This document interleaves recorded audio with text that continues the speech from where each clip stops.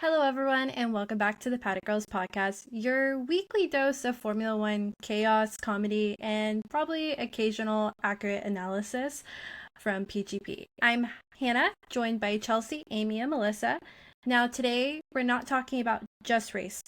No, we're recapping an entire Formula One season, a year packed up with plot twists, probably some crazy tire strategies that aged us a decade, safety cars that caused emotional damage, and enough team radio moments to power this podcast for life. We watched rookies prove themselves, veterans remind us why they're legends. There were races that had us standing, screaming, pacing, refreshing timing screens like our lives depended on it. And then there were the snooze fest. But don't worry, we'll make those sounds exciting too, so buckle up. Grab your beverage of choice, coffee, champagne, or whatever gets you through a Ferrari or McLaren strategy call. And let's dive into the full, wild, ridiculous, and unforgettable roller coaster that is Formula One. Because if the team survived it, at least we can do is recap it. Now, before we dive fully in, we wanted to talk all things WDC, wins, surprises, and probably some upsets before we go too deep.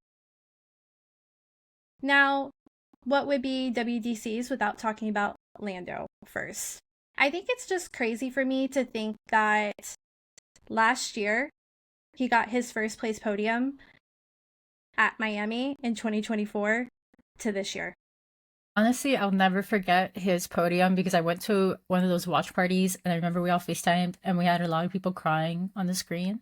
But truly, Lando went from 0 to 100 really quick, I think, on gaining points and kind of traction with the podium finishes from then on, because he truly went from no-win Lando to championship. I do remember how that was his nickname for a while. I think he even printed like a t-shirt that says "No Win Lando." But, and just looking at it from a year from now, it's like crazy because Lando Norris finished the 2025 season with 423 points. And in the mid-season, he was behind Oscar by 34 points. But with victories like Hungary, Monaco, Brazil, and many more, he seemed to almost kind of flip the script. Or I guess like the title fights, which led him to winning the 2025 title with only 2-point difference.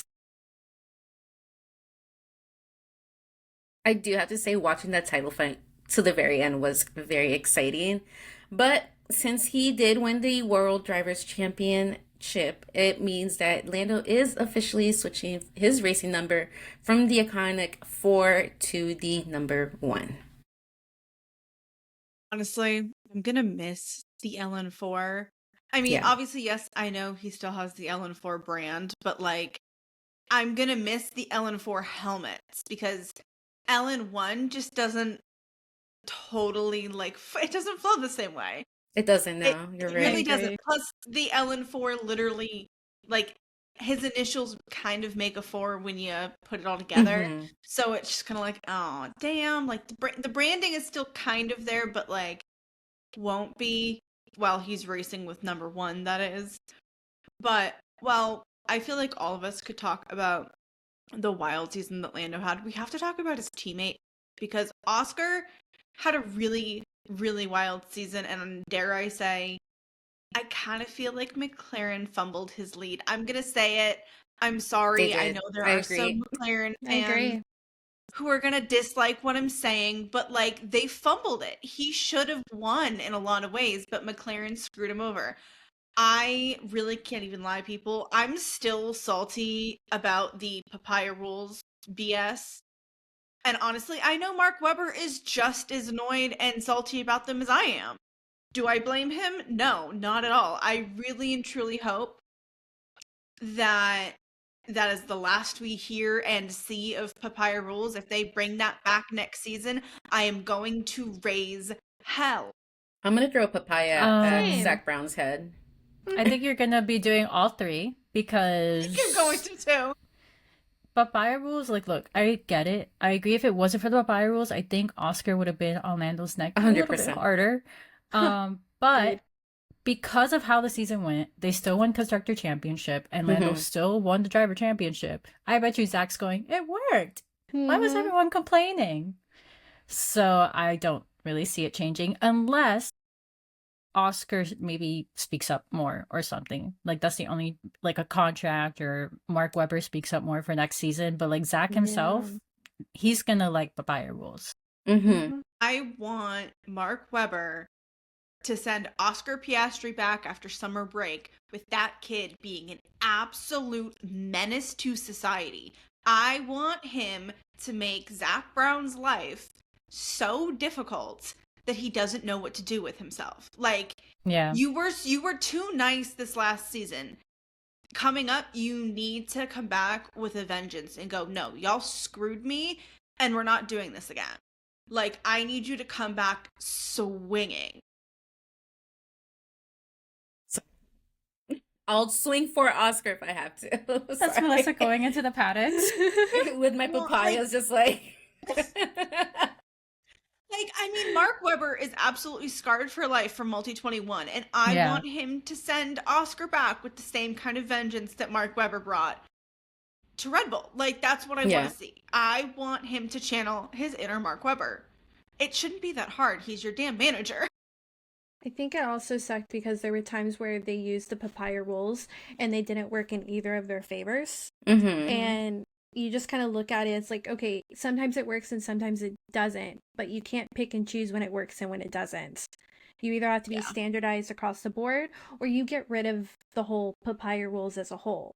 And Lando's had his year. I definitely think that if you're looking at someone who deserves to be backed a little bit more, it does need to be Oscar, I think, for 2026. Especially since he had an incredible first half of this season. He could have won it. Agree. And then if we're talking about people who were up in the Drivers' Championship who, at the beginning of the season, we didn't think he had a chance. It has to be Max in Red Bull. Because midseason Max had about 230 points. And then I don't know if something shifted to where he ended the season in second in the Drivers' Championship, but he ended it with 421 points. Like, that man went from, what do you call it? A barely there rocket to like a turbocharger. Like, let's go. It just shows how good of a driver he is, too. Honestly, I feel like the way that he managed to eat up the difference from mid-season to the end of the season well and truly needs to be studied. Because I feel like, I know I have said this, I know Rachel has said this, I know, actually, honestly, most of us have said this. You can never count Max Verstappen out. And I think that this second half of the season was just a really good reminder that, like, you really cannot count him out ever. It's just, like, the minute you start doing it is, like, the minute he starts to prove everybody really, really wrong. They woke up the lion and he came out. No, and they have to, like, you have to remember, Max kind of sucked in the beginning of the season. Yeah. He did this with a shitty season beginning. He even said so himself. Yeah. He even said so himself, like, he has no chance of, like, fighting for the championship and, like, to finish 2 points behind. Gotta give him credit. Iconic credit is due. behavior. 100%. Now, well, we could talk about the World Drivers' Championship fight till we're blue in the face, because honestly, we have a lot of thoughts. And we know everybody on the podcast has a lot of thoughts. We have to talk about some of our favorite wins of the season. I'm personally kicking us off with my favorite person from the season, Oscar Piastri. You cannot make me pick just one favorite win for him. I'm sorry. I have to do it. But I am torn between picking his China win or his win in the Netherlands. Personally, I think his win in the Netherlands was my all-time favorite because he led every lap.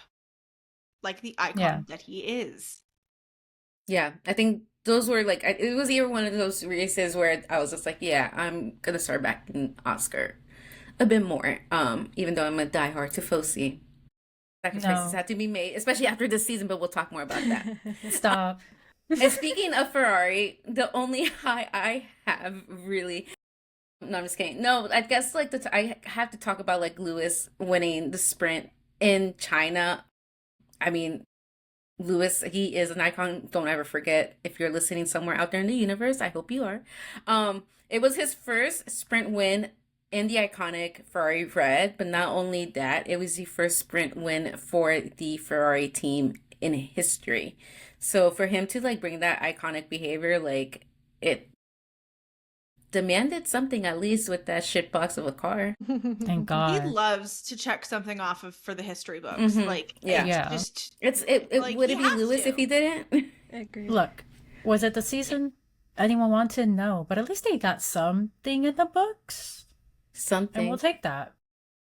I feel like if anybody, Lewis needed it after this season, Yeah. because God bless. I agree. But then, I mean, knowing that Lewis made history, we also got to talk about somebody else who, to me, I guess, in some way, shape, or form, went down in history for him, is Nico Hulkenberg and his amazing win at the British Grand Prix in Silverstone. He pulled off a surprise P3 podium. It was a weekend full of chaos, excitement. I, for one, was just very proud to see all the Swiss mechanics just waving the Switzerland flag like they're like the happiest people on earth. And then I actually went back and watched parts of that race today, and I did not remember in the moment when I was writing this and thinking about this, he started that race from 19th. iconic. Yeah, he did. Wow. No, this was definitely something that, like, we're going to write in history books in the sense that it took the man 239 races to get here. So, I don't know. I couldn't be prouder of him. Like, that is He some broke tough his work, curse. and that is some dedication to the, I don't know, I guess the art of F1. He actually really stuck to it. He did. Honestly, after 239 races, you would hope that you would finally end up on the podium. My hope is that next year they can maybe get it again. Who knows? They could. They got that could. Audi money. Yeah, they have more money now. So, I did think it was cool that Mercedes ended up bringing over champagne to the team since they didn't have any, so they could celebrate properly. I mean, look, I am gonna give them a lot of leeway on this. They haven't had a podium since like 2012. So I can understand why champagne may not have been on the shopping list, and maybe they were just saving some money. I completely get it. But here's something I really need to talk about this, and this is like the biggest surprises of the season, because I feel like every season we always go into thinking like this person went to this team, is going to be the best season ever, and this person went here and it's going to be the worst season ever. Carlos and Williams, to me, was the biggest surprise of like how the season was going to go, because I'm going to talk about this more in a little bit when we get into Williams, but basically when I heard Carlos was going to Williams, everyone said he was downgrading. It was a last minute thing. We were freaking out because we were like, what is his cousin doing? Because Carlos, the other Carlos, is in charge of all this. And we all want to fight him a little bit because in our head, Williams last season did not do very well. But you know what? Surprise. I'm not going to curse, but surprise. Because that was so freaking... It was it was magic. It was really magic. I don't like the team principal, but it was magic. Word to Sparkles for bringing that magic. And I want her family in the garage next season. Yeah, it's like needed. Like a must. No debate. Like, anybody who has listened to a PGP episode in the last, I don't know, 2 months has heard us all rant and rave about how much we stan Sparkles on this podcast. I know I have said it before, and I will happily say this a million times more if I need to. I need Sparkles and a Sparkles lid back on the grid next season. Carlos Sainz, please make it so. It is a requirement. It brought you so much luck. You cannot get rid of it. Especially since they kind of foreshadowed it in the Abu Dhabi Grand Prix that it could be coming back. I feel like if you don't do it now, you're letting everybody down. And it's just a requirement. It's signed, deal, done, delivered. Just a little homage to Sparkles on every helmet under his like iconic chili right there. It could be like Sparkles like hanging out with chili. Hey, ideas. On the chili. Well, chili is like too small, so I was thinking maybe she could be holding the chili. Too. Yeah. I was imagining someone putting like a face on the chili, and he's like also dancing with Oh, with like sparkles. a little like unicorn, Yes, like a little yes. muñequito, a little like Yeah, you know what? cartoon. Talk to us, guys. We Any have artists ideas. out there? We have ideas. We have ideas. Let us know.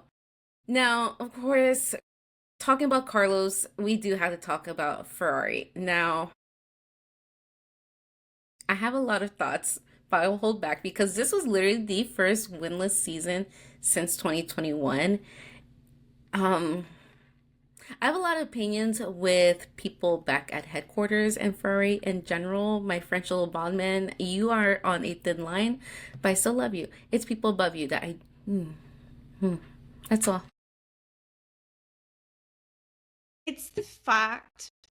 It is the fact that Carlos Sainz is the driver that Ferrari dropped, and he is still their last podium finisher.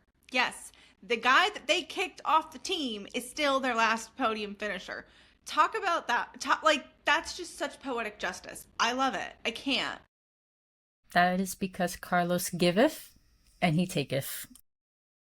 And he brought it to Williams. And he brought it to Williams. Literally. We'll talk did. about that.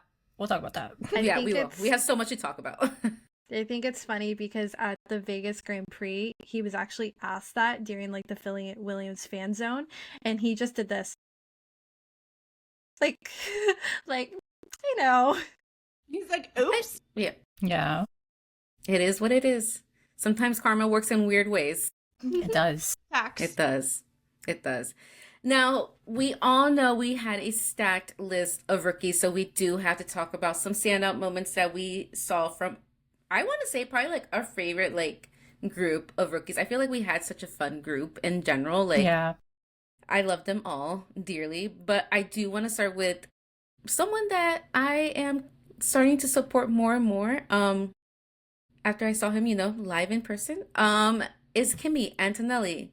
He, of course, we all know, third youngest driver to be on the grid. He got his first pole position for the Miami Sprint. Iconic work, even though he couldn't hold that up. It's understandable. He is a rookie. Now, he did get podiums in the following: Canada, the Brazil Sprint, and GP, which I was there for. And it was so much fun to just yell Kimi because I had no one else to cheer for. So, I thought it was absolutely incredible for Kimmy, and what a way to really honestly start off your rookie year with a bang, especially since like everybody was like very iffy about him at the beginning of the season. We were all just like, it's a big like decision for Mercedes to make to take on a rookie because usually they go through Williams and then that young Mercedes. too. Yeah, but Kimi Antonelli made me eat my words. You guys heard me on the podcast be super, super, super critical of Toto Wolff's choice to even put him in the car. And I have to say, kudos. Thank you, Kimi Antonelli, for making me eat my words, because we love when that happens. I love that. I love when someone proves me so totally wrong. But I well and truly did not think that was going to happen. I was expecting a very mediocre season from him.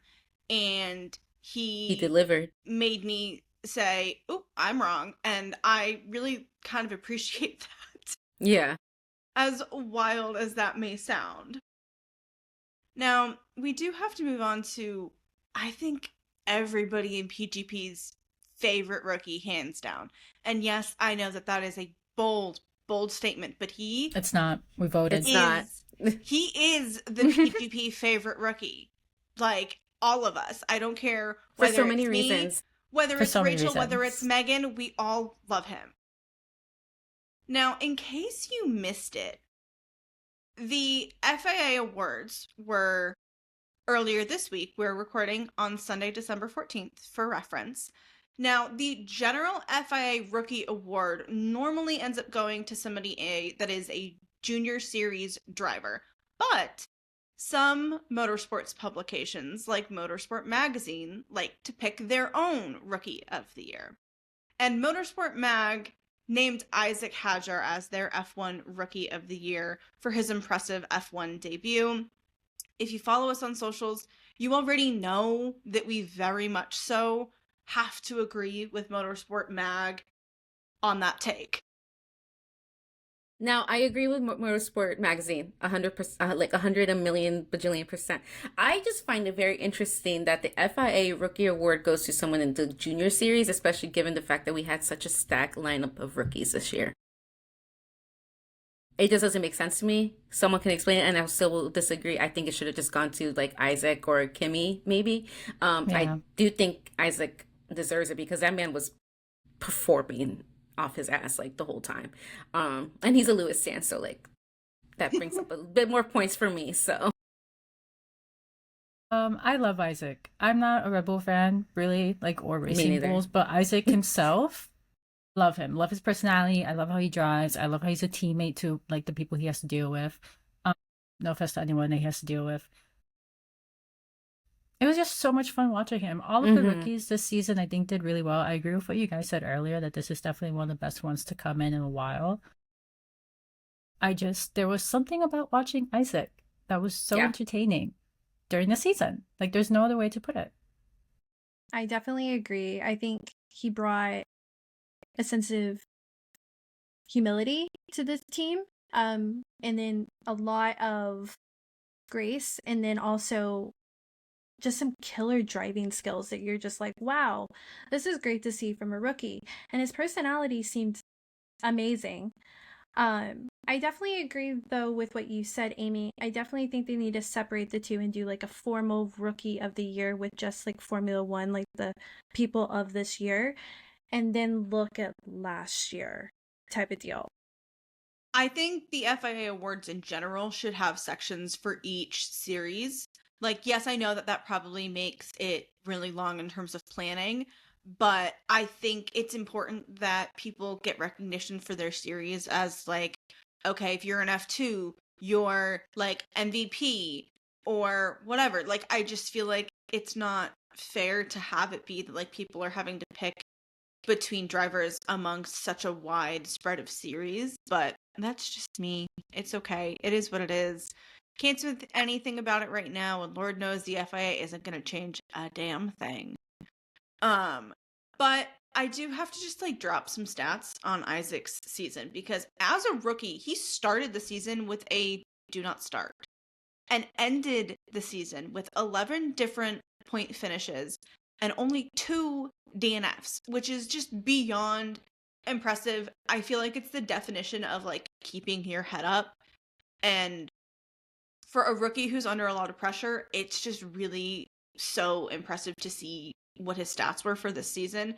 Now, we all know that he's been promoted or demoted, depending on how you view things, to Red Bull next season. And I think everybody kind of has the same thoughts, that we're all a little bit nervous to see how that's going to go.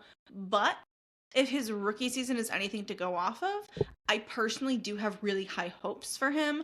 But we also all know that Red Bull can be a little bit of a clusterfuck. Pardon my French. Your French is pardoned. I hate it. I hate it. I Me love too. Isaac. Same. I agree with every conspiracy that there is that the second seat is cursed.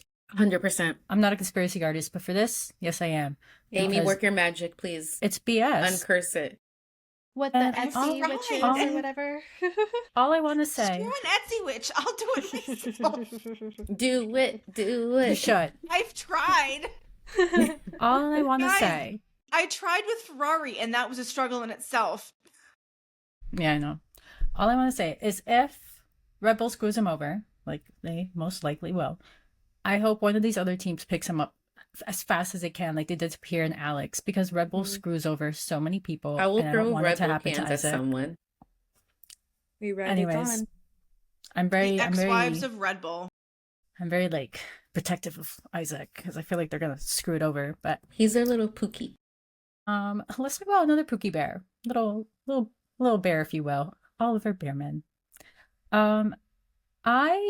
This kid did really well throughout his season. You know, I just didn't think to write this until now, but like before he even joined Formula One, we had a lot of high expectations for him because in 2024 he drove, I think it was also Haas, but for sure he drove for Carlos, and he got Ferrari. points and 7 points. I confirmed it like before he was even on the grid. So already we had high expectations. My issue is he went to Haas, but you know what? He did well, okay? His best race, this is also like the best race for Haas, and I feel like we have to talk about it, was 4th in Mexico. Look, this kid started in 9th. He's fought his way up to 4th. He had a beautiful fight with Max, which yes, he did lose, but he still did it. And a lot of mid-grid, like defensive driving, that was really good, really fun to watch. He also drove beautifully against Mercedes that weekend. Like he beat George and he beat Kimi. And to finish 4th place and get points and driver of the day, well deserved. Beautiful, beautiful, at least experience that he can take away from this season, considering it's Haas. And also, Haas hasn't gotten 4th place in like eons. It has been years. So they better be like thanking him because he's going to be the one to get Haas more money, even with the changes that are happening. Oliver Bierman is going to be one of those people that brings in money. Like I definitely 100%. See it. Gene Haas, you better give that man a raise or a bonus or something. Because a security. Something. Just give him security. Give him some security and give him his damn flowers. I agree. I think isn't Toyota like partnering up with Haas next season? So yeah, so hopefully I have that in my notes. Okay, thank you. We'll get to that later on. So hopefully we love a TGR coming into F1. Yeah, we're excited to because the kid drove his ass off as well too. Someone who did not, Franco. I am so sorry. I am so sorry. Damn. I love Franco. He is so funny. He's 100% a personality hire. Like he's so chaotic and like just him. He did so well in Williams that like I was kind of upset that Alpine didn't sign him as the main driver, but instead Alpine decided to go with Jack Doohan, who in turn was demoted to reserve after the Miami Grand Prix, making Franco the second driver for the team behind Pierre for Imola. Full disclosure, we hate Flavio, whatever. He needs to be cursed too, Amy. So yeah, that happened. Anyways, besides the point, his best finish was in Monaco, where we do have to mention he started from P20, which is unfortunately was pretty a common trend for him. Finished 13th, but the biggest news for him out of the season, which again we all have like a lot of opinions about, was that he was signed for the team again as a driver in 2026. If you ask me, I feel like it's a lot with the sponsorship money that he brings in from like the Argentinian like side. Yeah. I mean, we all love seeing a Latin driver. Like that's why I like Franco, I like Gabby, I like Checo, because they're all from like this side of the world, which is nice. I will say we've definitely seen branding money be 100% a case. For this though, just because of how Pierre's season also went, I'm gonna blame Alpine on what happened to the team. Do agree. We do have to blame Alpine. The car was not it. But I also have to question, is Franco actually going to be able to keep his seat for all of 2026? Flavio, yes, I'm looking at you. You are the same person who dropped your own driver that you manage after 2 races. I only think because of the pushback they got, they might be a little bit more apprehensive. Yeah. I hope so. We'll see. Time will tell. I don't know. I will say with how Alpine did this year and how both of the drivers ended in the Drivers' Championship, I would love to give both of them grace and then hope that Alpine steps it's the car, really. Yeah, it is. It's the car. The car sucks. Anyways. Sorry. Preach it. But then if you think about another rookie on the season who had its share of impressive driving to rookie mistakes, is our lovely Gabby Bortoleto. I mean, I would like to say he had a very well-rounded year, especially with Sauber being his team. But I mean, I do have to say some noteworthy points finishes from the season were his 6th in Hungary, 8th in Austria, Monza, 9th in Belgium, and then, of course, 10th in Mexico. So while we didn't see him on the podium or even in the top 5, we did see some incredible point finishes from him because he did finish the 2025 season in 19 points. And then I, for one, am excited or hope that 2026 with the new brand of Audi maybe brings a little step up to these Sauber boys. And speaking of step ups, the biggest news so far, at least to me, because we all hated this man, Helmut Marko is gone from Red Bull. Yes, you heard that right. If you've been living under a rock for the past week, the Monday after the season ended, literally the following day after the last race in Abu Dhabi, Marko had announced that he will be retiring from his position from Red Bull Racing. Thank God, thank God, thank God, thank God. I know all of us F1 fans were rejoicing in this news because that man was trash. He can go somewhere else, but I'm not going to say that. So I'm just very happy. It's a very thank God moment. Yes. Dare I say it's an F1 miracle? Praise the F1 gods! Like, oh my God, F1 Christmas miracle. Yes. Literally an F1 Christmas miracle, Love. people. We love to see it. And let's be honest, we all needed that win to see him gone. Especially since his bestie left earlier this year, Christian Horner. It was just time. Full cleansing. Yeah. It was definitely time. It is, yes. We do have some questions still around Red Bull and some personnel changes because there are some questions that are surrounding Max Verstappen's engineer Jean-Pierre Lambessi's contract. It's still technically up in the air, which is a little concerning. There is footage of him post Abu Dhabi where he is very much so emotional on the pit wall, and it hurt me in my soul because seeing that man cry just like sucks because he's just so sweet. And I hope that he gets to come back and that everything is okay. I know he had to take some races off due to family issues and personal reasons, so fingers crossed that we get him back because I'm personally not ready to say goodbye to Max and GP as a duo. We also have some more Red Bull news because if you didn't know, the drivers get to pick their numbers for next season. So we may have some people who stick with the numbers that they've been using, some people who choose to do something a little different. We already talked about the fact that Lando Norris is switching from 4 to 1. Well, Racing Bull's new rookie, Arvid Lindblad, has picked his racing number for his 2026 debut, and it will be the number 41. 4-1. It is chosen because it resembles the letters of his initials, A and L.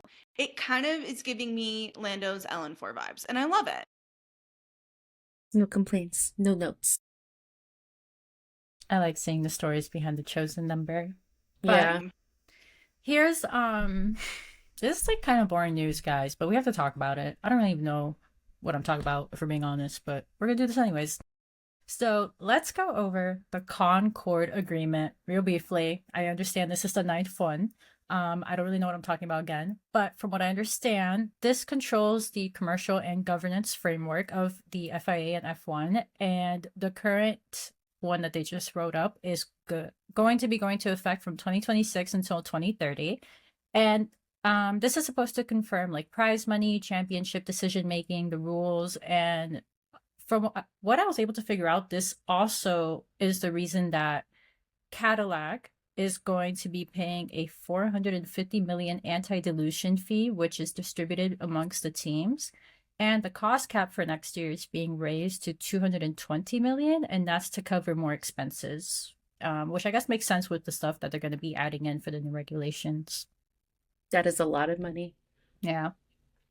That's a lot of freaking money. Did anybody else catch this news from the FIA yet again that all cars must display the FIA logo at a minimum of 75 millimeters high. It has to be placed visibly either on the nose, either on the top or the sides, as part of the new regulations to make cars more visually distinct and ensure prominent branding of the governing body.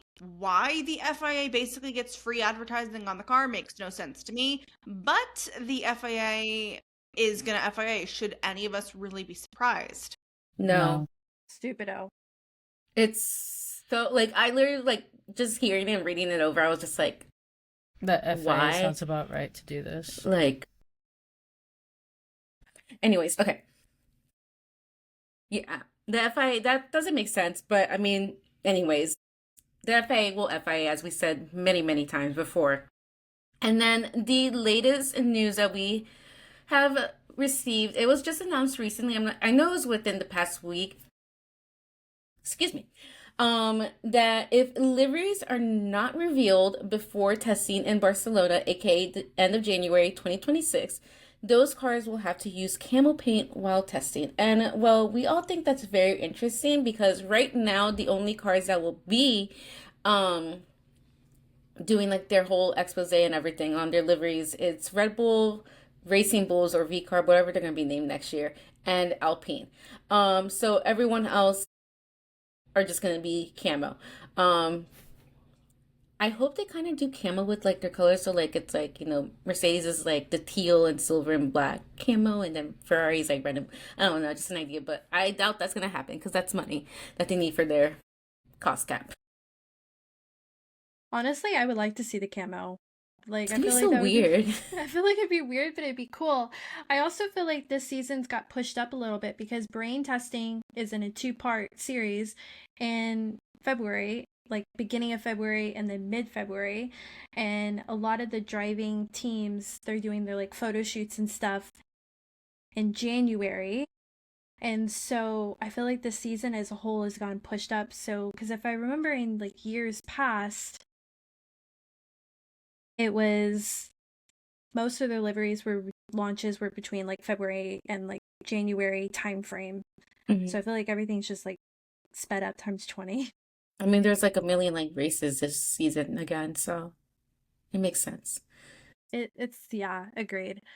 But I mean, we can talk about this all day.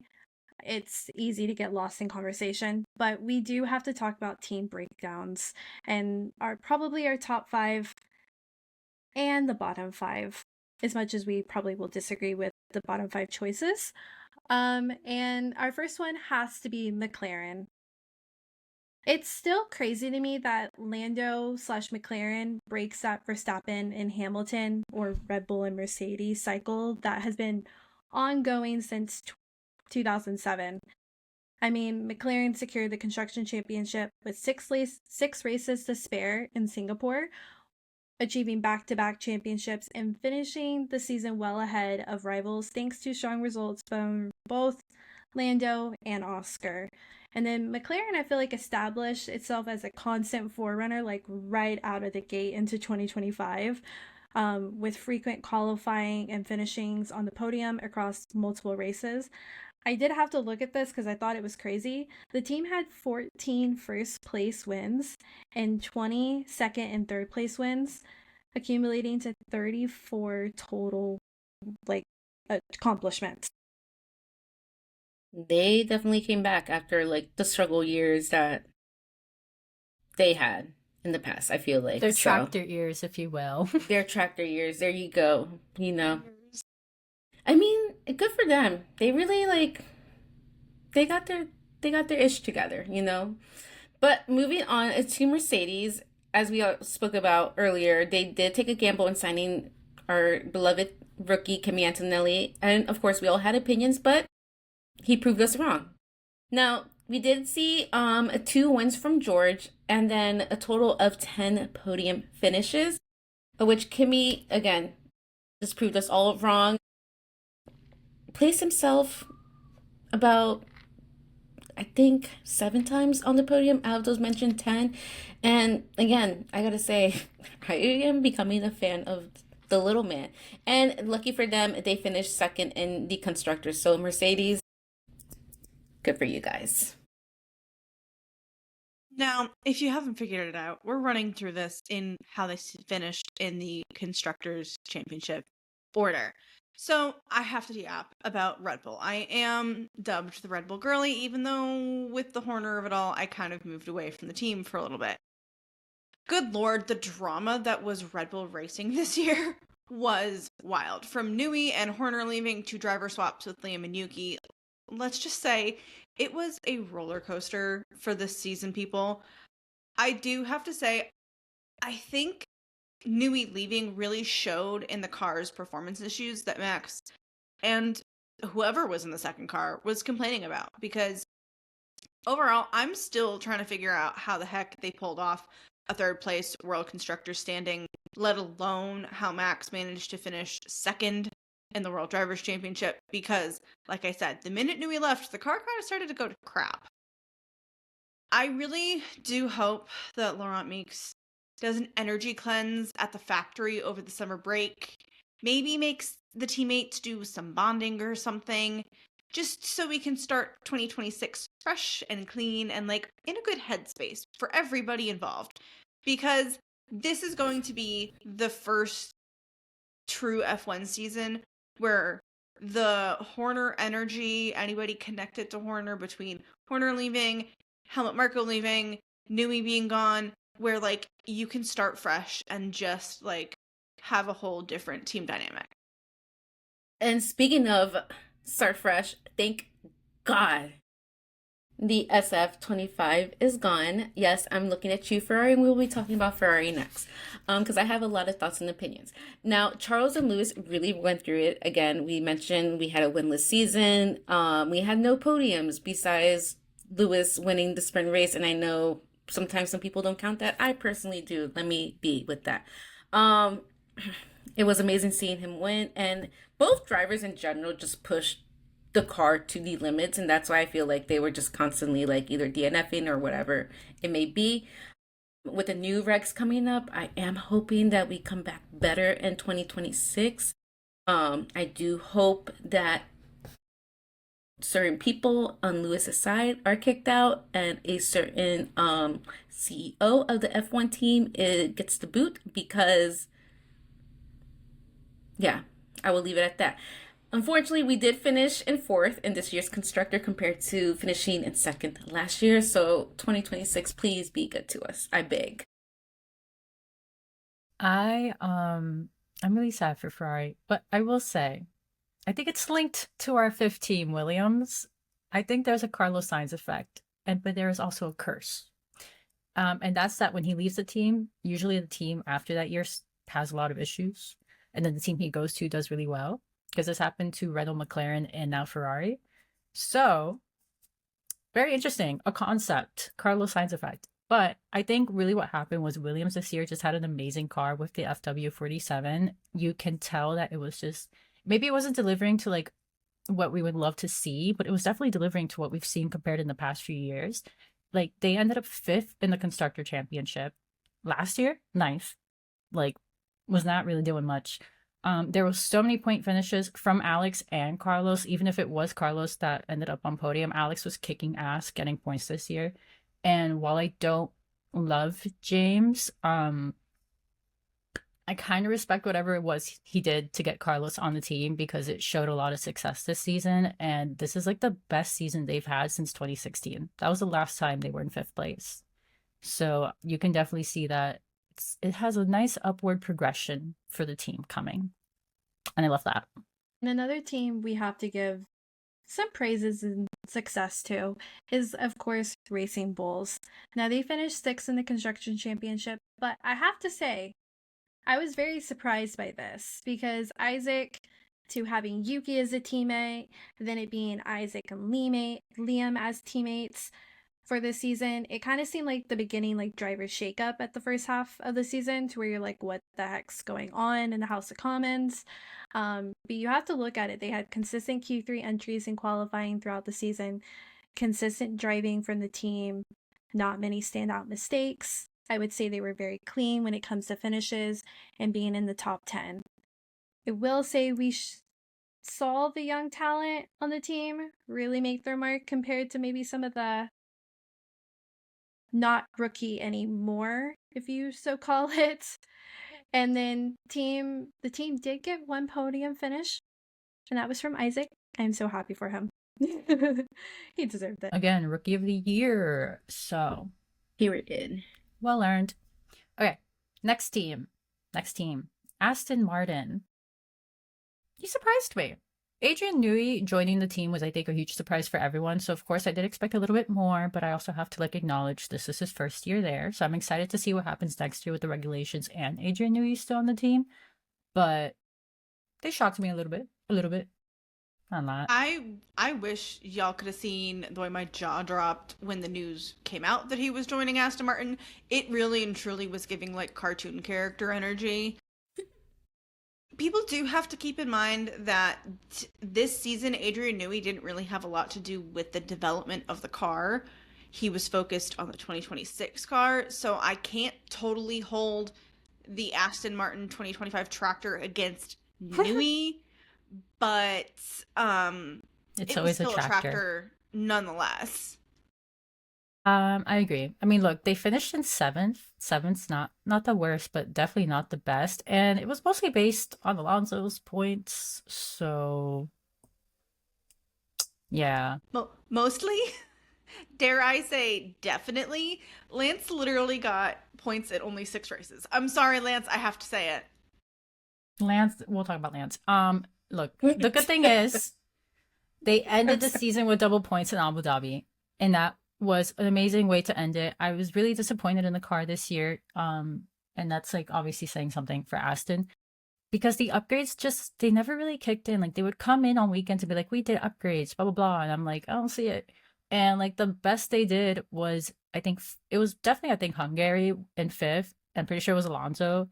The cost cap just really ate them up. I think this is a team that there was a certain point in time where they could have just thrown money at anything, and that's not really an option. So it's when they mess up, they really mess up, and you can't fix it at that point. So they surprised me, but I didn't expect that much from them. However, someone that I think I have a lot of hope for, and that's the next one, is Haas. Look, a lot of people probably especially if you're a new fan, I feel you get into a Formula One, you see Haas, and you're like, nah, that's just another team. And maybe it looks like a sunken ship to some people, but I'm here to tell you, ignore Drive to Survive.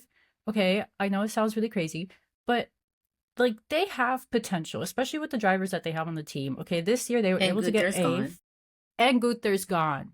Sorry, Hallelujah. Gunther. Sorry, Gunther. But they got 8th this year. That's pretty good. They were able to push the cars. They even got double points in 4 races. And you can fact check me. It was China, Vegas, Bahrain, and Mexico. Okay. And I thought that's really impressive compared to some of the other teams that, even if they were potentially higher, wasn't double point finishes. And like Amy was saying earlier, they do have, again, good potential for 2026 because they're doing a technical partnership with Toyota. So more faith. And last but not least, Ollie. They have Ollie. Yeah, he's a good driver. All the potential right there that you can tap into if you just, 1, give him security, because I think that's one of the best things to give a driver, and 2, they need to, I know that they did some upgrades this year with the training and stuff. I think they spent more money on it, but keep doing that because it shows with the double point finishes. I think that it works. Very true. I do think another team that had a better year than probably the year before, but still has a lot of potential coming, hopefully, is Sauber. Or Kick Sauber, or State Kick Sauber, whatever. They have a lot of names. Called. Yeah. Too many names. Too many faces. They'll be Audi next year at least. Exactly. But, we've talked about it. Honorable mention again, the first podium in the season for them ever, whatever you want to call it, is Nico. But one news is that Peter Sauber leaving the team as their title name and owner, and that heartfelt goodbye from them in Abu Dhabi.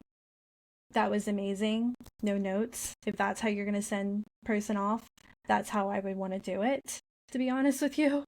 But I think this year was truly what I would consider a development year for them, because they're half still Sauber, half Audi. So there wasn't a lot of shaken up from them. I feel like they were just very consistent. I will say they did get a little bit more consistent towards the middle of the year when you started to see a bit of the upgrades, but not enough to where they were a standout team like Racing Bulls and others. But it kind of just shows the potential for 2026. At least that's the hope I'm holding on to. I will say Sauber finished the year with 70 points overall, with top results including 5th place in Spain, 6th place in Hungary, and the 8th place, and other top 10 finishes at races like Austria and the USGP. So it did show that they were putting in the effort. I just don't think it was enough to get them to where they are, but I am excited to just see what the years hold for them as they shift over to Audi in 2026 regulations. Now, the final team that we have to talk about is Alpine. Let's face it, people, they built a tractor, not an F1 car this year. And you can't tell me otherwise. Like, you cannot tell me that I am wrong. I'm sorry. It's honestly a little wild. There's also the Flavio of it all, where I really don't know what he is going to do for the team dynamic and the culture of the team, because a lot of people in F1, I'm pretty sure, are afraid of Flavio Briatore. And honestly, do I blame them? No. But the crazier thing that really proves that they did indeed build a tractor and not an F1 car is their stats. They finished in 6th place in the 2024 Constructors' Championship with 65 points and 2 podiums. This year, they finished in 10th with 22 points. I feel like those stats say everything. I will say the most interesting thing for Alpine as a team moving into the 2026 season is the fact that they are transitioning from a factory Renault engine and are going to become a Mercedes customer team, adopting the Mercedes-built power units for the new 2026 technical regulations. Is that going to make their car less of a tractor? I don't know. We're going to fucking find out, people. I would like to hope for the best. Yes. I do like Alpine. Now, we've talked about the teams.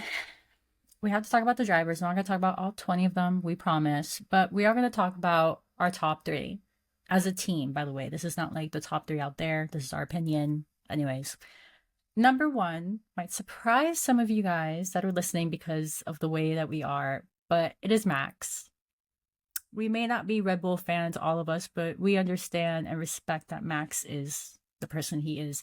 And while we may have seen the downfall of Red Bull a little bit this year between the inner comings of the politics that is Red Bull, Max easily was still one of the best drivers on the grid. That did not affect him. Even if I'm not a fan, I have to take a moment and acknowledge that McLaren, the driver championship, like, they were biting at their nails at how quickly Max was able to catch up, because he truly was not performing at the beginning of the season. Like, this is something that just happened and he stayed on it. And I honestly think Lando and Oscar, if they do papaya rolls again next year, like, Max almost won it all. So if they, like, McLaren wants to try it again, they can, but I don't know if, like, you want to play with that twice in a row. I feel like it's a really risky gamble to make twice in a row, to be really honest. I have to say, I feel like Max had an absolute roller coaster of a season. I, for one, am really intrigued to see how 2026 goes for him, because he has been very open and, like, very vocal on his criticism, saying that, like, if the new regulations are not fun, he is not planning to hang around for very long. So let's hope that the new regulations are fun for him, because I personally do not want to say goodbye to Max Verstappen in F1. I'm not ready for that just yet. Hot take, I might be. No, I'm just kidding. Just a little. Because, I mean, I'm not a Red Bull or a Max fan, so, I mean, my fiance is a diehard Lewis fan, and I am a Tifosi, so it's understandable. With that being said, I do have to say, I feel like this season just proves that it's not only the car that makes, it's also the driver, because once that man was just, like, in Mad Max mode, I really thought he was going to take it.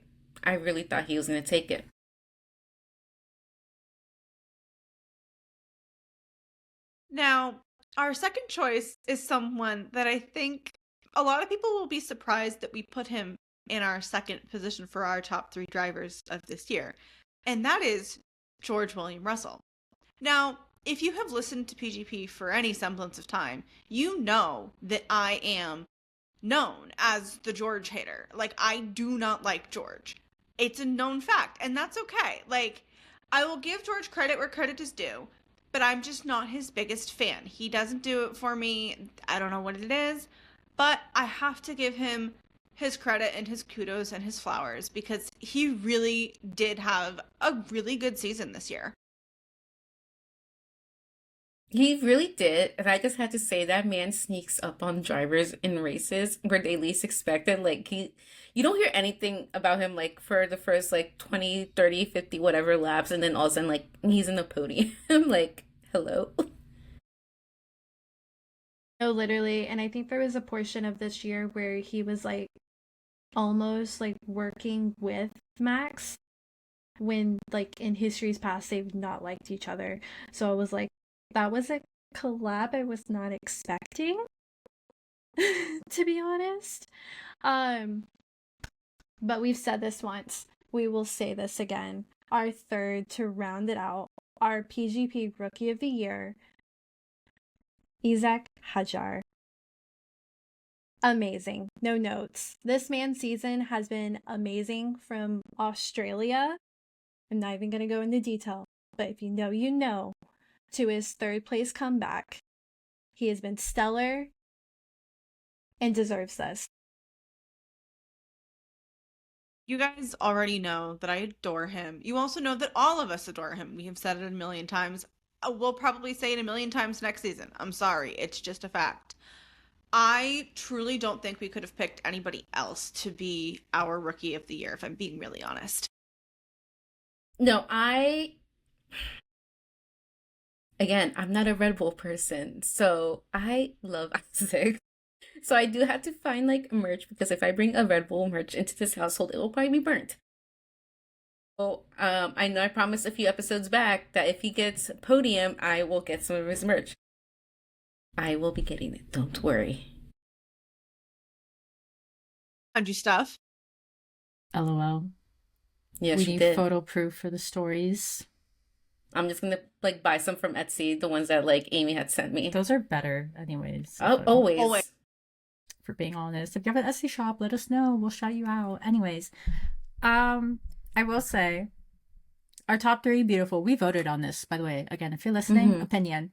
This is our bottom 5 now, and when I say this, I want our number 1, bottom 5 to be respected. Okay, Franco is someone I think could do well in F1.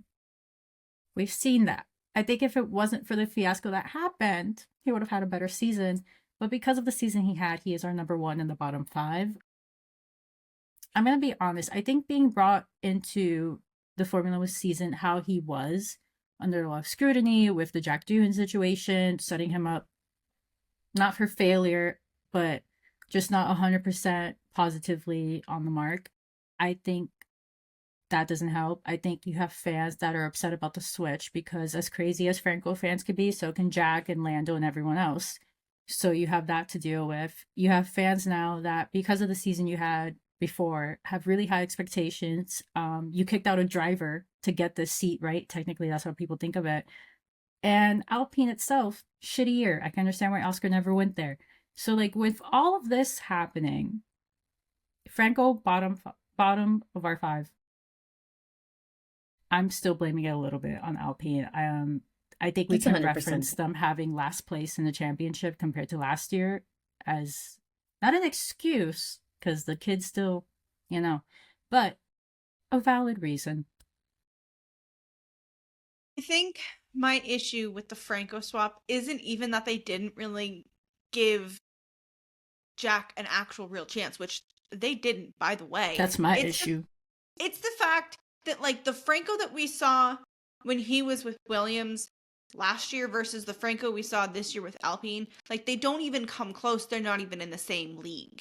Like it just doesn't make sense. It's like he lost all of the potential he had in some ways it's just a little confusing that he's in the situation that he is in, let alone that like he has a full seat for the following year. I just don't totally get it, but that's okay.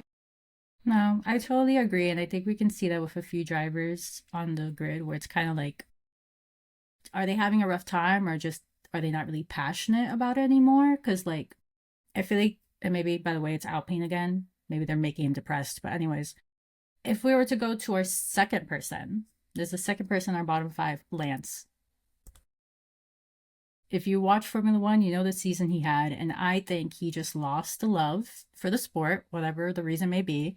He doesn't have the drive for it. I think he definitely motivates himself to like go to every race. He's not skipping and shit, but is he a bad driver? Probably not. Is he someone that probably wants to leave Formula One and is maybe stuck in it because familial reasons? I could totally believe that. I have to agree with Chelsea. I'm really starting to question if his passion for racing is still there.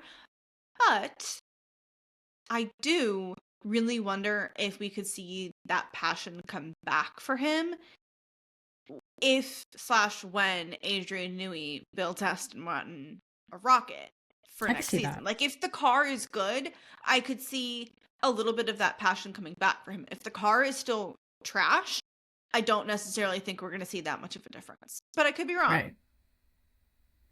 I agree. Hi, you guys know I am number one Lance hater. Get that on a t-shirt for you. Yeah, Same. seriously. Send it over. I will wear it. He's definitely lost his passion. I feel like personally he should not be driving in the sport anymore, and that seat should be given to someone else that's more deserving. And I just feel even more of a type of way because he said some comments to Frank about Franco and like having to focus on points, but I'm just like, my good sir, you DNF like every other race, and you're literally in F1 because your daddy bought you a team. That being said, he just doesn't look like he's just into it anymore or anything. Like, he always just, and again, it just might be him, but he always just looks like he doesn't want to be there. Yeah, I agree. And so many people will kill for that seat, and I think that's what just like annoys me even more. Like, I don't know. It just feels more like this is a hobby for him than something that he's passionate for. I definitely see that, but maybe like Amy said, Adrian Newey could be like something to spark the passion. We'll see what happens. I hope. I also feel like sometimes the reason that Lance is so quiet on social media and like even quiet in media stuff is because no matter what he says, he gets ripped to shreds on the internet. Like, he could say nothing and he'll get ripped to shreds. He could say something and he'll get ripped to shreds. Like, it kind of doesn't matter. So in some ways, I kind of understand I wouldn't necessarily say like his coldness, but there's definitely a very visible wall with him in terms of how he interacts with the media and like even doing like socials for the team. Like, he doesn't really do it the way he used to. And I kind of don't blame him, because if I was getting the kind of shit that he gets in his comments, I'd probably be feeling the same way. I think I could people definitely agree forget. I think people forget that he earned his spot into Formula One before his dad had bought a team. But I do think that over the last few years, we have seen a shift in him. Whether it's motivation, whether it's the comments in his DMs, things like that. I just, for one, hope that he figures it out for himself. I think. Oh, sorry. Go ahead. Go. I was gonna say, no. I know he was in Formula One, like in that whole racing point, but I think it's the fact that like he wouldn't be here if it weren't for his dad. Yeah, I can see that. Yeah. It's to me, if you ask me, it's the truth. Hi, Teddy. See, can you please lay down? For me, it's the truth. He wouldn't be here or he wouldn't be in the sport if it weren't for his dad buying the team. Yeah. Like, it is what it is. Like, he's just, I don't know. We are a little biased in our opinions if you're listening. So he can prove me wrong next year, and I will be like, keep prove me wrong.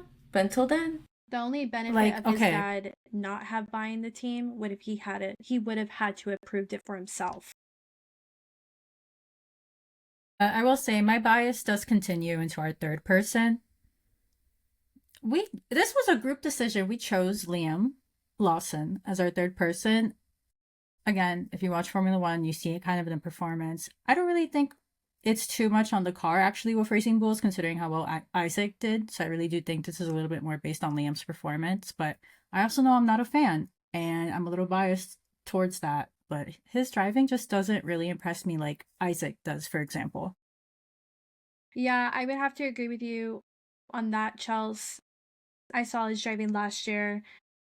I saw moments where I was impressed, and then I saw this year. There was a lot left to be desired. Let's just say that. Kind of hate that I'm saying this because I really did like Liam in his Formula 2 and Super Formula eras, but I kind of think his ego got a bit too big for his helmet.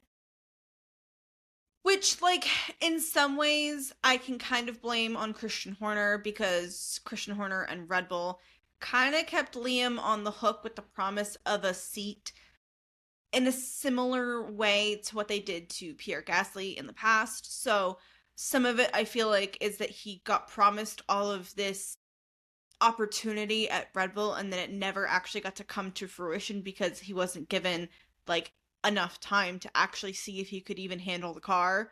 But I just think his ego is a bit of a problem right now. He is also still young, so part of me is hoping that some of that can change just as he gets older. Maybe he works with a sports psychologist over the summer. I don't know. I feel like everybody should work with a sports psychologist, but that's just like my personal thought.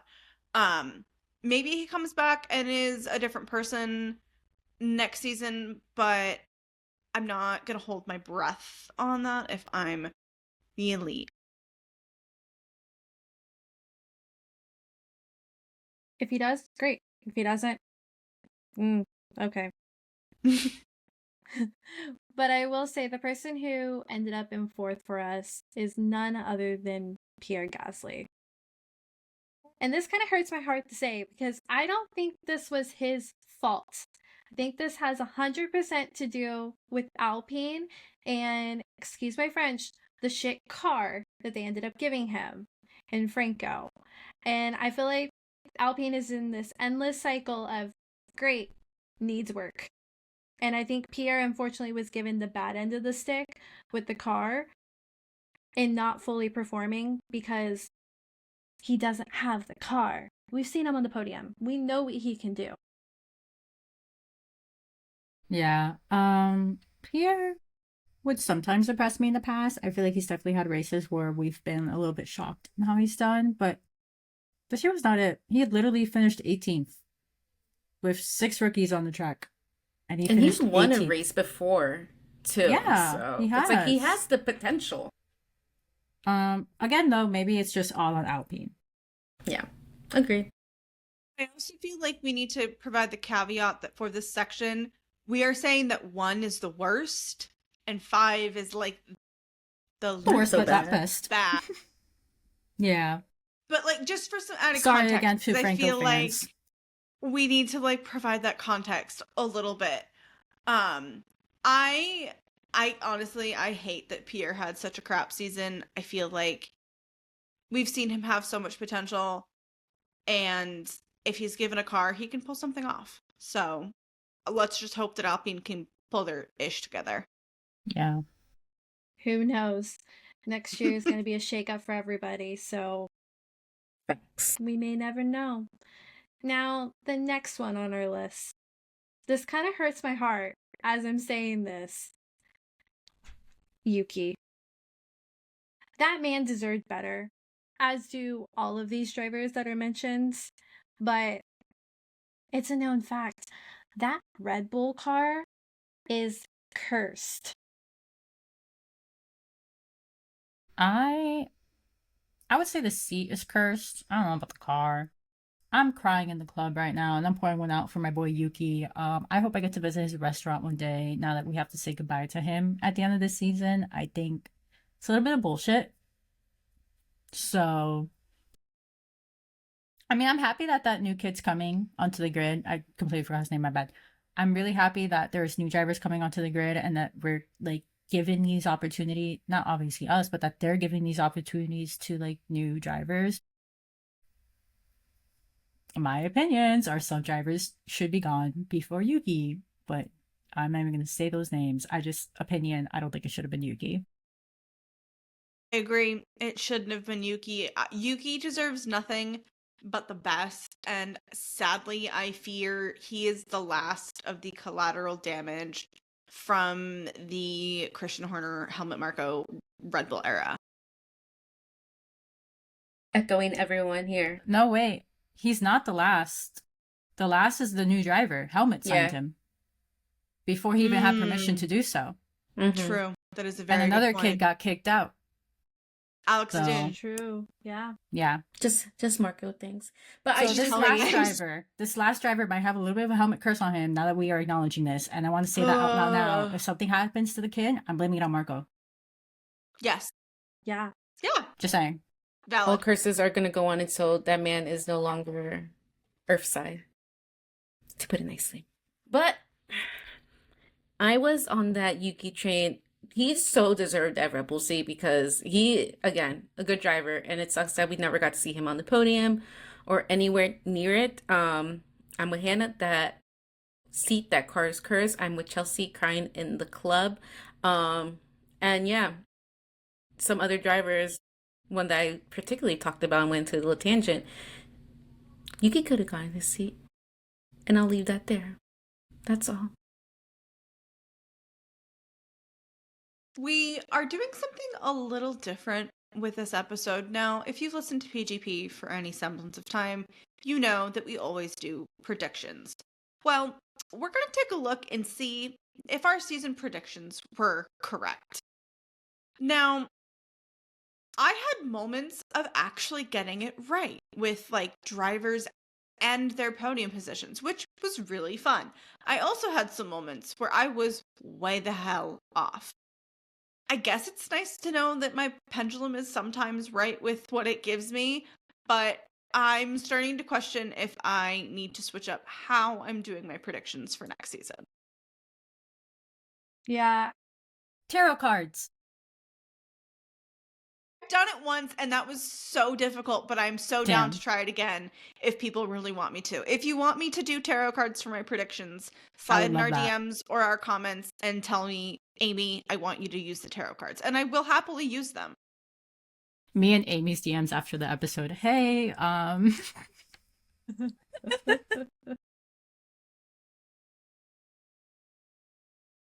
Yeah, I had moments, but I don't think I ever fully got it right, to be honest with you. I think maybe having someone in my podium options, but not correct placement. It always seemed like to be the time that I picked Lando as number one. He DNF'd or had a shit car, shit race, whatever. And then the moments that I didn't pick him, he got it. So maybe I just need to change my method or methodology behind it. I say keep putting him in first place. No, who said that? Not me. For my predictions, because I am just straight on the Lulu train.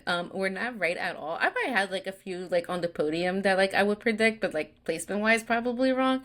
I was just in pain all season, and I'm glad to say goodbye to this season. yeah, none of my shit was right. If you were listening and you can remember an episode where you're like, no, you had this right, let me know, because No, you did have moments where you had somebody in your podium, but and they were never did in the right finish spot. on the podium, but they were not on the right spot, Never. right? Not Yeah, in the maybe right place. maybe I need to talk to like a pendulum too and be like, hey, or I could do like the Let me ring. know. You know, the ring. I'll do that because We need to get some like Hispanic brujeria, Chelsea. yeah, like let me call my Please. grandma real quick. What santeria you got that can get me up in here? Right. Because I went based off like vibes every single time. There were some times where I would try and like see who won the race last year, and like it never went well. Okay, And there's a reason I don't bet money on sports, to put it plainly. But I'll try again this year. I'll try really hard. Hopefully, we all will get something right going into the next season. There's no prize, by the way, if we get something right. This is just for fun. It's honestly bragging rights. It's bragging rights. That's all it is. Now, heading out of the season, again, I cannot stress this enough. I am happy it's over. And I think I speak for all of the Tifosi out there in the world. We are all happy to see this damn car gone. But I will forever be living on the high, happy that I got to go to Interlagos. There was a lot going on that weekend that I was just like really happy about. But seeing a race live out of this world, like that's all I can think about now, watching like each race. Even if we had a Ferrari double DNF, it was still worth the trip. You still went. Exactly. That's what matters. Yeah, I'm still a bit on a high from this season, just because McLaren. But I'm glad it's over and to have a bit of a break from the emotional roller coaster of 2025 F1 season. But side note, it is now Formula E season. So now another motorsport to watch to keep me busy. I'm stressed. But I'm for one hoping for some of the teams to do a seance or something to break the funk that's going on in 2026 to please bring the shakeup that I think we all need, but not necessarily the crazy chaos. Valid. Honestly, I'm happy we were able to bring you guys, whoever's listening and watching, video. We did that this season. I figured it out. Ta-da. So I'm glad you guys got to enjoy that now. Have to echo Chelsea. I am really happy that we were able to bring y'all a really fun season 3 of PGP, and I really loved that we added something new to the season with our book club. I am reach out so to happy. us. Yes, if you want to be a part of our book club, please reach out to us. If you have books that we need to read, shoot us a DM. We want to know. Help us reach our goals. I am happy to add stuff to my never-ending TBR because let's face it, people. If you're a book girly, you know the TBR never ends. It just I've read the so much F1 romance this year. Longer. Oh my god, we've read a lot of F1 romance this year, guys. I'm gonna keep reading it, but we've read a lot. Absolutely. I will say though, I am so happy to get a little bit of a break from the F1 chaos. And I really hope that we are kind of done on the breaking personnel updates from F1, save for maybe some breaking news from Ferrari. If you know, you know. Yeah, I'm looking forward to the new liveries just because they're fun to like watch and everything, just seeing like how creative they get or lack thereof. Ferrari, I'm looking at you with your whole staying the traditions, or Red Bull. I hope we see some new stuff.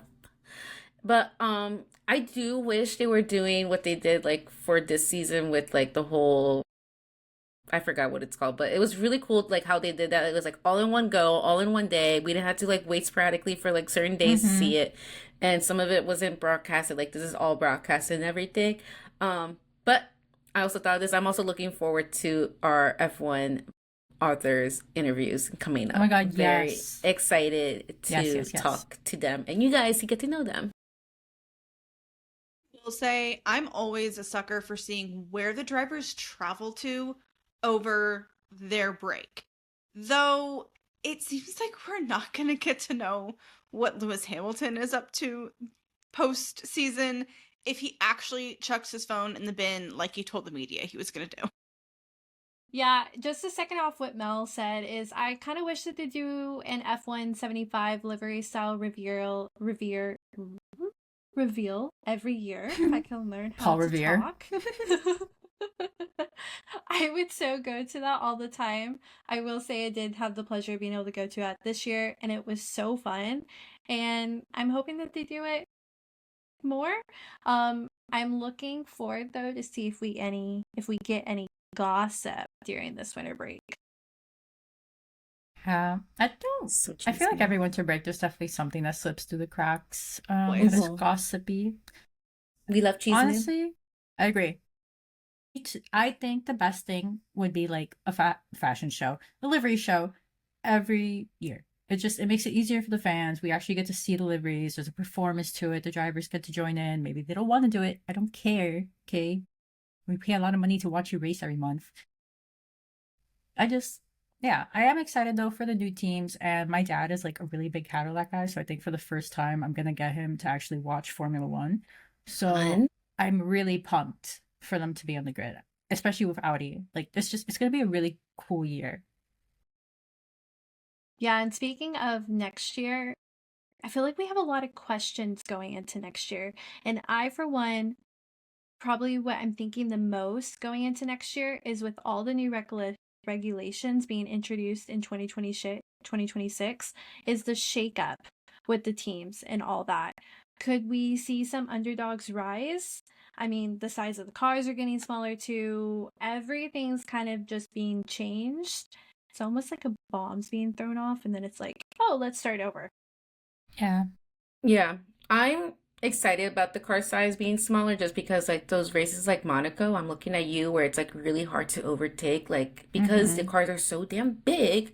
It's gonna be nice to like see that like those changes, but I'm also just wondering like how these top teams are gonna perform, like which ones are gonna take a while to get their cars to performance with the new regs, but also how are we gonna survive without DRS? What will the Honestly, men guys, ask us? Literally, what are they gonna ask us? Daily break Literally. supremacy, obviously. Sorry. honestly, bracing. And I mean bracing people for the impact of problems we are going to get with manual override mode, which they had been calling mom. Apparently, they're changing it. Dare I say, if that is because they were worried about the mom jokes they were going to probably get?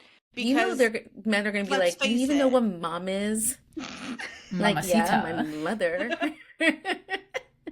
oh my God, I can't. I'm intrigued to see what they come up with for an acronym for it since they're moving away from mom, but as of recording, we have not received word on what the new term is going to be.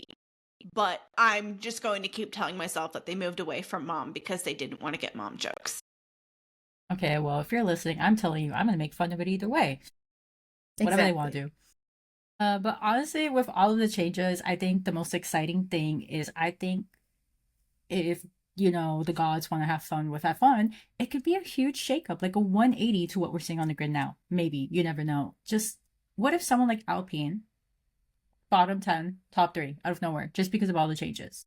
Like, that's the chaotic energy I want to see because it really does feel like we're almost starting from scratch and everyone's almost at a more. Sorry, God, that was Lexi. It just feels like everyone's more like at an even playing level because they're all kind of starting from where the fuck are we doing? Sorry for my language. So it's like, I like the chaotic energy that this might bring into a new, I don't know, what a new top 5 could potentially be for Formula One. Maybe Williams, you know? I would love to see that, honestly. What I Same. am really intrigued about is the fact that with Cadillac coming in, we get Valtteri Bottas back. Well, I heard about this. Fun fact, people, if you missed the news, Valtteri Bottas comes back into F1 next season, and he still, keyword being still, has to serve a 5-place grid drop from his final race of 2024, where he made contact / had issues with Kevin Magnussen. That's so stupid. We're starting off his season with a 5-place grid drop. No matter what he does, he could put it on pole. He's still going to get hit with a 5-place grid drop, people. That's just wild in itself. But on top of that, we go into the start of F1 2026 with Oliver Bierman being 2 points away from a race ban. Yes, I said 2 points. The man currently has 10 penalty points. You When only does it get renew? 12. When does He that does like? not drop penalty points until I think April? Okay, May so, or like, April or May? a month or two in. Yes. Mm-hmm. Yeah, but Got it. remember Australia? For some reason, everyone gets penalties there. So. Everyone always Yeah. gets penalty points. So I takes I turns. have a sinking feeling that we are going to see a race Some ban craziness. pretty early in the season, which is I going to want be to say crazy. before summer break. Oh, We easily. gotta get those bingo cards out, guys. Bingo cards. Yes, we are going to actually get our ish together, people, this for next year. I and make it every season. We just a don't use it. PGP bingo card and actually post it on the internet. We normally keep it internal, but I think we really need to start sharing it with the public. I'm about to just get like a bullet journal and do it. Oh, well. Just because it's funny. The final thing that I have to say that I am intrigued to see / have questions on for next season is the fact that next season is the first season where we have Apple TV and the F1 TV like hosting streaming services, whatnot. I really and truly hope that there are no major hiccups because I think you will get a lot of pissed off F1 fans. There's going to be hiccups. There's 100% gonna be hiccups. I feel I'm like we excited. should though. lower our expectations and be realistic. There's going to be hiccups. I'm excited because I don't have to pay for another streaming service. Yeah. That's what I was thinking. And also, if you have Apple TV, friends, F1D movie is streaming. Yeah, Shit. go check it out. If you haven't already. It's pretty good, if you ask me. So, Big fan. And before we say goodbye, we do have a moment of the season, maybe even a superlative of the season, dare I say, and that is for none other than Oliver Bierman. Ollie Bierman gets F1's Miscongeniality Award because honestly, who else is going to give out teddy bears and handwritten cards to the media? It's the fact that he specifically mentioned Laura Winter's baby with the teddy bear that he gave her. That is the cutest thing I've ever seen. Oliver Bierman, you have a heart of gold. Love that man. Now, thank you for listening, guys. We know this was a long one. This is a wrap on our last episode of the season and the last, I want to say, review of the 2025 season. So catch up if you haven't. But we loved having you listen in. We hope you guys had fun this season too, especially now with the video. And coming up soon, we are going to take a little winter break just for Christmas and Hanukkah. So we will come back for our winter season. Now, listeners, this is where like we are all like jumping, dancing. If you're listening, play some music, okay? The winter season is action packed. We are packed. We have authors that, if you have been listening throughout the season during our book club, they are going to actually be joining us now for a little chat, a little questions. So please stay tuned. If you have any questions you want to ask authors, let us know. To start off our winter season, we're really excited to have Andy J. Christopher. She wrote Faster, which if you haven't listened to the episode or read the blog, please do. That way you can catch up before we get into it. But it's going to be fun. It's going to be a blast. And we're going to have most of the authors. So I'm very thankful for any of them that are coming on. And I'm excited. Now, if in case you've been listening and you haven't learned yet, you can find us on all socials. We are at Paddock Girls Podcast. You can keep up with the authors we're going to be working with, the book clubs that we're going to be doing soon, any episodes we have dropping, and honestly, just winter season break stuff. So don't forget to like, subscribe, drop your thoughts below. I want to read them all. And we will see you soon. Happy holidays, everyone. Bye. Bye. happy holidays. Bye.